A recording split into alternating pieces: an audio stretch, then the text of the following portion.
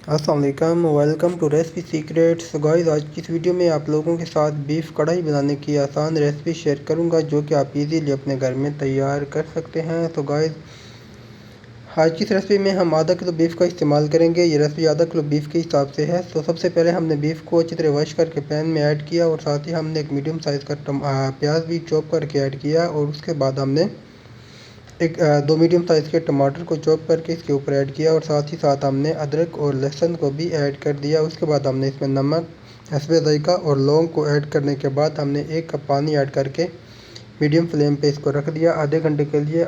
इसके बाद कहें तो ये आज के रेसिपी में यूज़ होने वाले इंग्रेडिएंट्स हैं, खुश्क मिसाले जो कि नॉर्मल किचन में अवेलेबल होते हैं।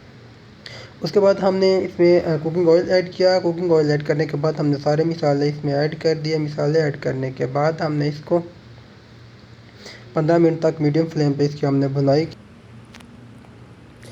तो गाइस, अच्छी तरह भुनाई करने के बाद हम इसमें हस्बे ज़रूरत जितनी हमने ग्रेवी रखनी है हम इसमें पानी ऐड करेंगे। पानी ऐड करने के बाद हम उसको ऊपर से कवर कर देंगे।